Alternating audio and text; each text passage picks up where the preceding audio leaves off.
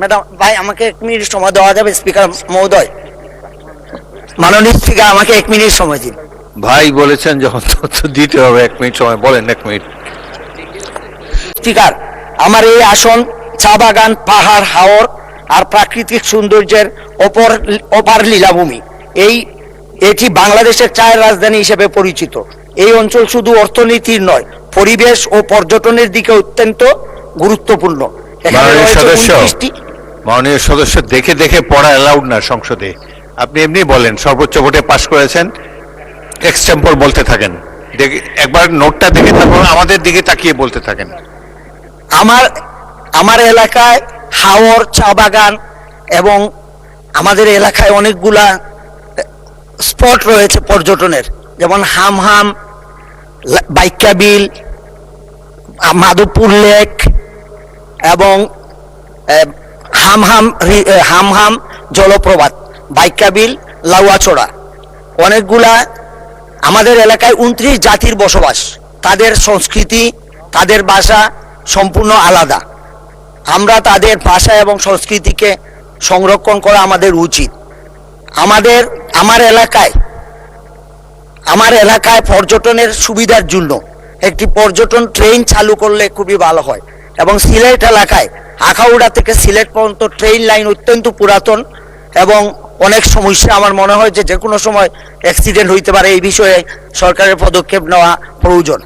আমার পর্যটন এলাকার জন্য আমি একটি মাস্টার প্ল্যান চাই, যাতে আমাদের এই এলাকায় যেহেতু বিভিন্ন জাতিগোষ্ঠী, মণিপুরি, খাসিয়া, ত্রিপুরা, অনেক ধরনের জাতির বসবাস, 29 জাতির বসবাস, তাদেরকে দেখার জন্য অনেকেই এটাকে বিদেশিদের অনেক আকৃষ্ট এই এলাকায়। তো সেই জন্য আমি এই এলাকায় পর্যটনের একটি মাস্টার প্ল্যান চাই। আমার এলাকায় শমশনগরে একটি যুদ্ধ বিধ্বস্ত বিমান ঘাঁটি আছে। আমরা এই বিমানকে পুনরায় চালু করার জন্য আমি পর্যটন মন্ত্রীর কাছে আকুল আহ্বান জানাই। সম্মানিত মাননীয় স্পিকার,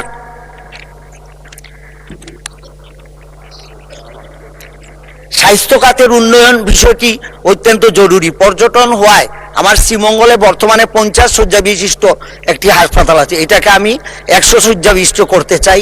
এবং কমলগঞ্জেও একটি 50 শয্যা বিশিষ্ট আছে, এখানে আমরা 100 শয্যা বিশিষ্ট হাসপাতালে উন্নীত করলে এলাকার মানুষের অনেক উপকার হবে। সম্মানিত মাননীয় স্পিকার, আমার এলাকায় শ্রীমঙ্গল থেকে শমশনগর, কমলগঞ্জ শমশনগর হয়ে চাতলা বর্ডার পর্যন্ত যে রাস্তাটা, এটা ছোট একটা রাস্তা, এটাকে যদি 4 লাইন বিশিষ্ট করা যায় তাহলে এই বিদেশ থেকে, ইন্ডিয়া থেকে যে রাস্তা দিয়া অনেক বাণিজ্য সুবিধা হবে। এই জন্য আমি এই রাস্তাকে 4 লাইনে উন্নীত করার জন্য আশা পোষণ করছি।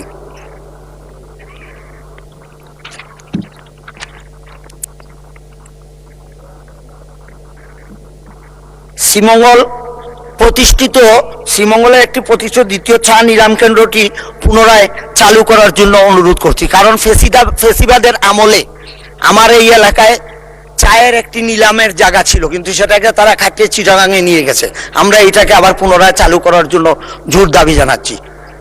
আমার এলাকায় ইদানিং পরিবেশকে নষ্ট করে যেভাবে রিসোর্ট তৈরি হয়েছে প্ল্যান ছাড়া, এবং এটা সরকারের সরকার কোনো এটা থেকে রেভিনিউ পাচ্ছে না, পাহাড় কেটে বিভিন্নভাবে রিসোর্ট তৈরি করা হয়েছে।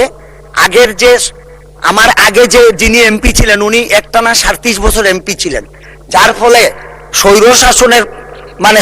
স্বৈরশাসন কিভাবে হয় সেটা শ্রীমঙ্গল কমলগঞ্জের মানুষ হাড়ে হাড়ে টের পায়। উনার যেটা মন চায় সেটাই উনি করছেন। আমাদের এখানে এই প্রভাবশালী লোকরা সরকারের জায়গা দখল করে, রেলওয়ের জায়গা দখল করে তারা বিভিন্ন স্থাপনা তৈরি করেছেন, যেটা আমাদের জন্য অনেক অসুবিধা। আমি আশা করব আমাদের এই এলাকার যে বনাঞ্চল আছে, যে সরকারি জায়গাগুলো আছে, সেটাও মুক্তির জন্য আমি সংশ্লিষ্ট মন্ত্রীদের কাছে আন্তরিকভাবে দাবি জানাই।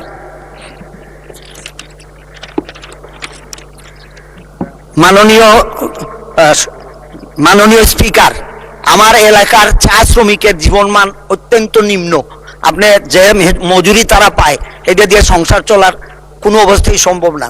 তাদের এই মজুরি এবং তাদের সামাজিক উন্নয়ন কাঠামো আমি আপনাদের মাধ্যমে সংশ্লিষ্ট মন্ত্রী মহোদয়কে জানাইতে চাই, তাদের ব্যাপারে একটু দেখা দরকার। এইবার তারা আমাদের জনাব তারেক রহমান সাহেব যখন মৌলভীবাজার গিয়েছিলেন, ম্যাডাম ভাই আমাকে 1 মিনিট সময় দেওয়া যাবে? স্পিকার মহোদয়, মাননীয় স্পিকার আমাকে 1 মিনিট সময় দিন। ভাই বলেছেন যখন তথ্য দিতে হবে 1 মিনিট সময়, বলেন 1 মিনিট। ভাইটাই বলবেন না। আমার এলাকার মানুষ অনেক সহজ সরল এবং কর্মঠ। জনাব তারেক রহমান সাহেব যখন আমাদের মৌলভীবাজারে গিয়ে বলেছিলেন, তখন তারা উনার কথা মননে লালন করে বিপুল ভোটের মাধ্যমে আমাদের মৌলভীবাজারের 4টা আসনকেই তারা পাশ করিয়েছে। এই জন্য আমরা তাদের কাছে ঋণী। আমি চাই চা জনগোষ্ঠীর উন্নয়ন হোক এবং নিগোষ্ঠীর উন্নয়ন হোক। আমাদের এলাকা পিছিয়ে পড়া এলাকা, 55 বছর আওয়ামী লীগ শাসন করছে, কোনোদিন বিএনপি এখানে ক্ষমতায় যাইতে পারে নাই। সেই জন্য আমি আশা করবো উন্নয়ন থেকে আমরা অনেক পিছিয়ে, আমাদের রাস্তাঘাট কোনো কিছু নাই বললেই চলে। এই এক ব্যক্তির শাসনের কারণে আমাদের এলাকায় উন্নয়ন হয় নাই। মাননীয় স্পিকার,